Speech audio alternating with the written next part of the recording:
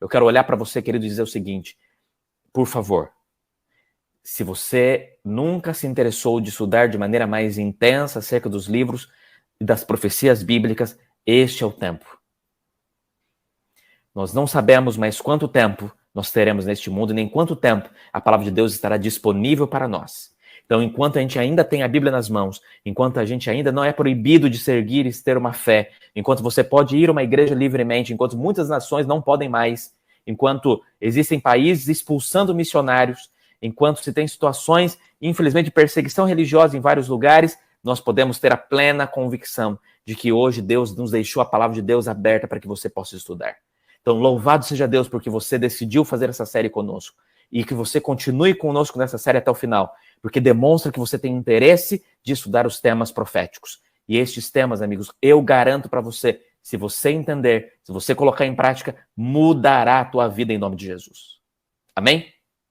Vamos seguir. Olha o que diz esse texto. Devemos estudar os grandes sinais que indicam os tempos em que estamos vivendo.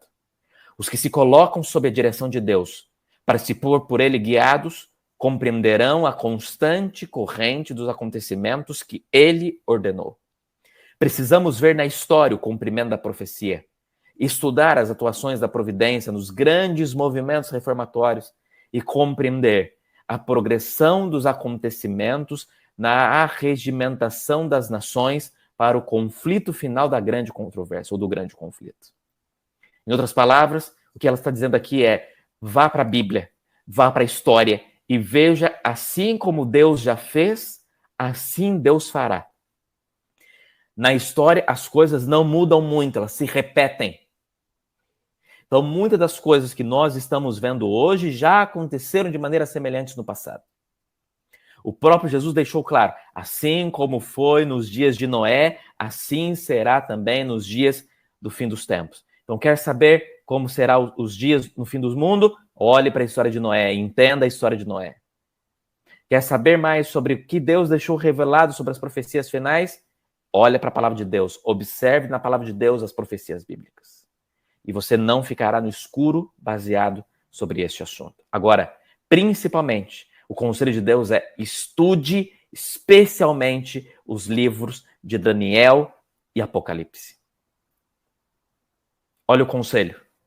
Há necessidade de mais íntimo estudo da palavra de Deus. Especialmente devem Daniel e Apocalipse merecer atenção como nunca antes na história de nossa obra. A luz que Daniel recebeu de Deus foi dada especialmente para estes últimos dias. As predições do livro do Apocalipse, que ainda não se cumpriram, logo se cumprirão.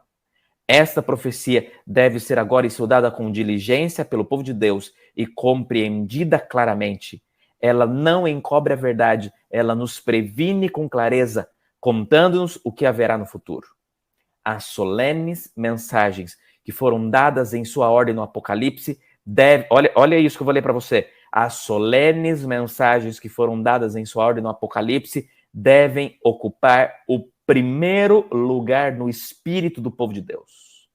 Aquilo que foi escrito no livro de Daniel e Apocalipse devem ser motivos primários de estudos de nós que estamos vivendo este tempo. Tempos que João, que escreveu o Apocalipse, que Daniel, que escreveu o seu próprio livro, que Paulo, que escreveu as cartas teológicas do Novo Testamento, queriam estar vivendo. E Deus nos deu o privilégio de vivermos. Então, que possamos estar, de fato, gastando tempo estudando sobre este assunto. Agora, olha, tem um detalhe interessante nesse texto. Vamos ler juntos. Diz assim, ó. Deus estabeleceu, porém, um dia para o término da história deste mundo. Qual é esse dia? Está lá em Mateus. Diz assim, ó. Será pregado este evangelho do reino por todo o mundo, para testemunha a todas as nações, então virá o fim. Mateus 24:14. A profecia se cumpre rapidamente. Quanto tempo você acha que Deus precisa para fazer com que a profecia do evangelho do reino chegue a todo mundo? Deus tem pressa e Deus quer nos usar para apresentar essa mensagem com pressa. Mas muitos mais deve ser dito acerca desses assuntos tremendamente importantes.